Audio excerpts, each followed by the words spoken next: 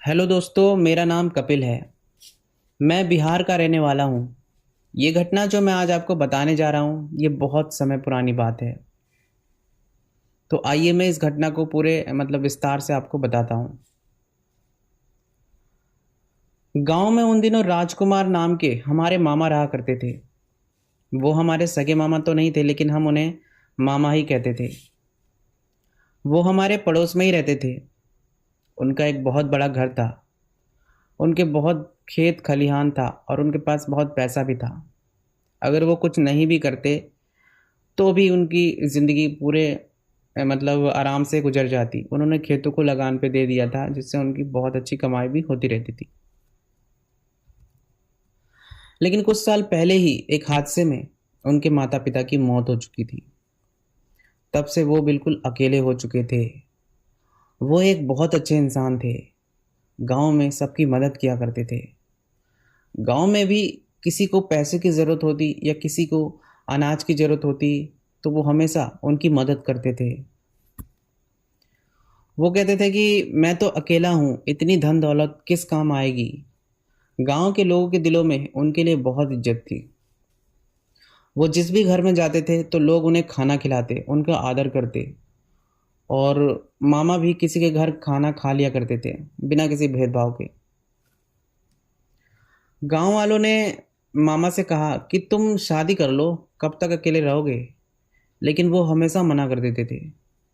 लोगों के बहुत कहने पर उन्होंने शादी कर ही ली। शादी के बाद वो बिल्कुल बदलने से लगे थे। अपनी पत्नी से भी वो बहुत जान से ज़्यादा प्यार करने लगे थे। लेकिन उनकी पत्नी वो औरत स्वभाव से बिल्कुल ठीक नहीं थी। लोगों की जब वो मदद करते थे मामा, तो ये उनकी पत्नी को बिल्कुल पसंद नहीं था। उनकी पत्नी कहती थी कि अपना देखो, यहाँ कोई किसी का नहीं होता। गांव वालों के चलते तुम एक दिन सड़क पर आ जाओगे, इन पर अपना पैसा मत लुटाओ। लेकिन मामा ने कभी भी मामी की बात नहीं मानी और हुआ भी ऐसा ही। उनकी सारी दौलत धीरे धीरे ख़त्म होने लगी। पत्नी भी समझाकर थक चुकी थी और कई बार उनके और उनके पत्नी के बीच में आपसी झगड़े होने लगे थे इस मैटर को लेकर कि भाई तुम गांव वालों की भलाई करना छोड़ दो। इसलिए एक रात जब वो सो रहे थे तो उनकी पत्नी उन्हें हमेशा के लिए छोड़कर चली गई। मामा एक बार फिर से अकेले हो गए। वो अपनी पत्नी से बहुत प्यार करते थे। अब वो हमेशा उदास रहने लगे थे। वो हमेशा अकेले अपने खेत में बनी झोपड़ी में रहा करते थे। तो मामा घर पर नहीं रहते थे और वहीं उसी झोपड़ी में हमेशा रहते थे। और अब वो शराब भी पीने लगे थे। कुछ दिनों बाद मामा की लाश उसी झोपड़ी में मिली। उन्होंने फांसी लगा ली थी। पूरे गांव में शोर मच गया कि मामा ने अपनी जान दे दी है। अपनी पत्नी के वियोग में उन्होंने अपनी जान गंवा दी थी। लेकिन उनके मरने के बाद उनकी पत्नी उन्हें देखने भी नहीं आई। कुछ दिन बीत गए। उसके बाद मामा की आत्मा गांव वालों को दिखाई देने लगी। उनकी आत्मा किसी का नुकसान तो नहीं करती थी, लेकिन गांव वालों को कभी कभी दिखाई दे जाती थी। मामा की आत्मा हमेशा उनके छत पर दिखाई देती थी। वो घर जो अब सुनसान हो गया था। उनकी मौत के बाद हमने उस घर पर ताला लगा दिया था। वो मरने के बाद भी हमेशा गांव वालों की रक्षा करते थे। किसके घर पर चोरी होने वाली है या किसके घर पर क्या परेशानी है, सब बता देते थे। वो लोगों के सपनों में आने लगे और लोगों को बताते कि उनके घर पर क्या परेशानी है। एक बार गांव के किसी घर में चोरी होने वाली थी, तो मामा सपने में आए और बोला कि आज रात तुम्हारे घर पर चोरी हो आज रात तुम्हारे घर पर चोर आने वाले हैं। और हुआ भी ऐसा ही। रात में उनके घर में चोर घुस गए।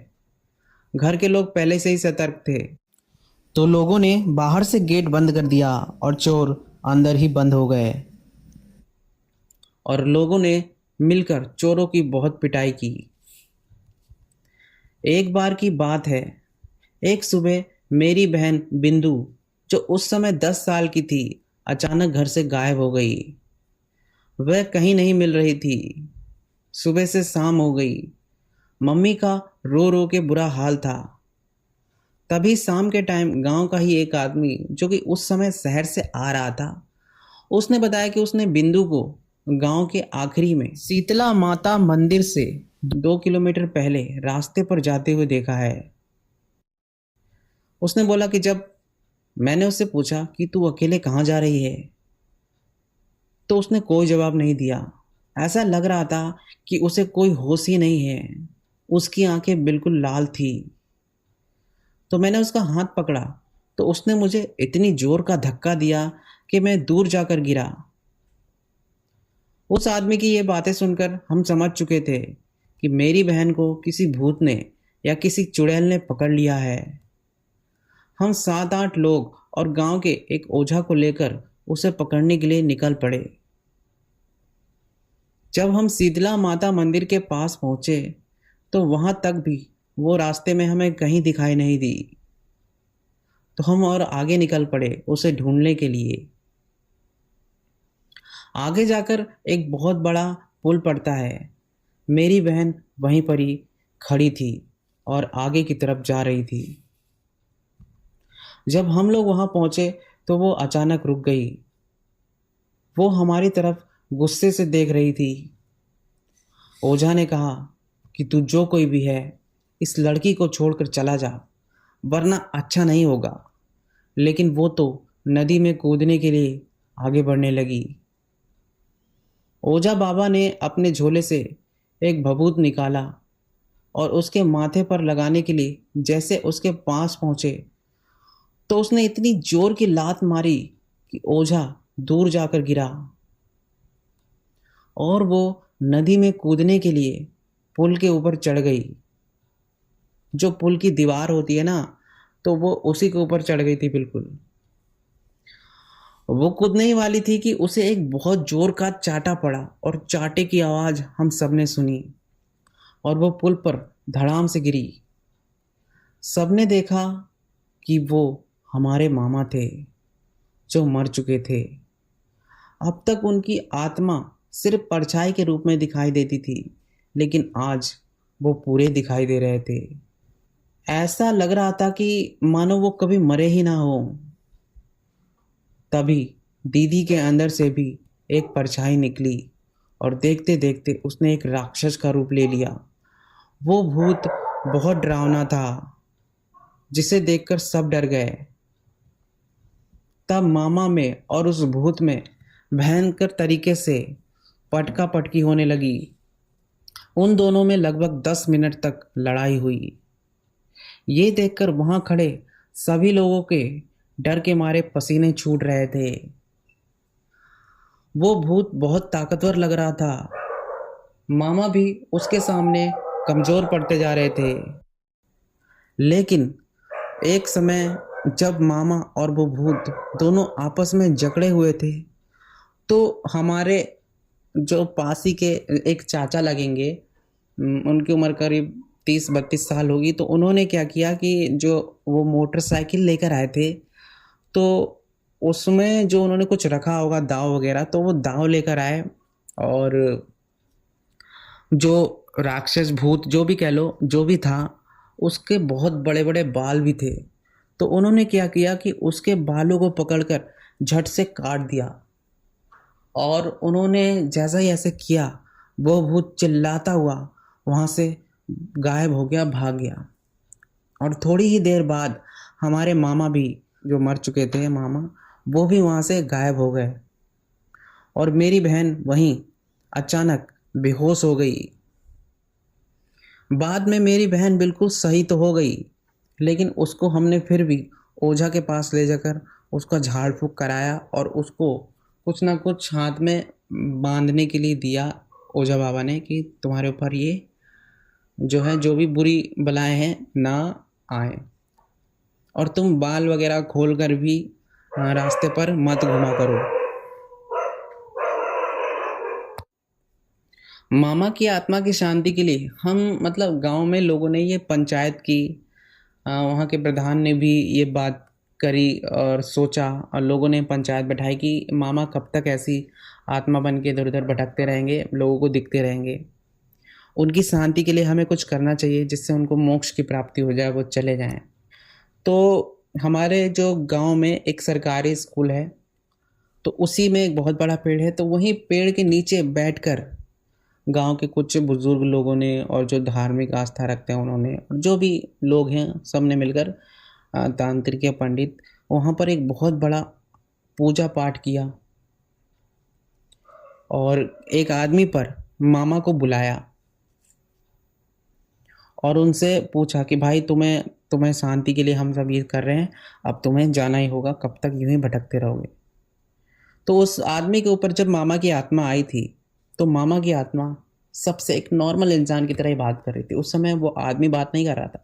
उस आत्मा उस मामा के मतलब उस आदमी के अंदर जो मामा की आत्मा थी, वो बोल रही थी लोगों से। कई लोगों से उसने बात की, जैसे एक आदमी बात करता है वैसे बात किया मामा ने। और जब वो आखिरी पल आया, जब उनको जाना था, तो वो पेड़ के नीचे ही बैठा था वो आदमी जिसके ऊपर मामा आए थे। तो जब आखिरी बार वो गए तो पूरा पेड़, जहाँ से वो गए तो पूरा पेड़ ऐसा लगा कि पत्ते एकदम झड़ गए हों। जिस सीध में वो निकले एकदम परछाई उस आदमी के शरीर से निकली और ऊपर पेड़ को चीरते हुए ऊपर की तरफ निकल गई और सबने देखा कि वो परछाई ऊपर गई और ऊपर जाकर गायब हो गई। उसके बाद से कभी भी मामा किसी को नहीं दिखाई दिए। शायद उनके आत्मा को शांति मिल गई हो। तो दोस्तों मैं ये कहना चाहता हूँ कि ये बिल्कुल एक रियल और सच्ची घटना है, लेकिन ये आपके ऊपर डिपेंड करता है कि आप इसे किस तरीके से लेते हो। सच मानते हो या काल्पनिक कहानी के रूप में मानते हो, यह आपके ऊपर डिपेंड करता है। तो दोस्तों मेरा ये नया चैनल है जिस पे मैं भूतों की सच्ची डरावनी कहानियाँ लोगों से सुनकर, अपने परिवार वालों से, दोस्तों से या अपने सब्सक्राइबर लोगों से सुनकर आपको सुनाता हूँ। अगर आपके पास भी कोई कहानी है जिससे आप चाहते हैं कि आपकी कहानी को मैं अपने चैनल पर अपलोड करूं जिससे आगे लोग सुने, तो आप मुझे अपनी कहानी को शेयर कर सकते हैं। मैंने अपनी इंस्टाग्राम की आईडी और जीमेल आईडी लिंक डिस्क्रिप्शन में दे दिया है, उस पर आप शेयर कर सकते हैं। ऐसी अच्छी वीडियो लाता रहूँगा। तब तक के लिए बाय।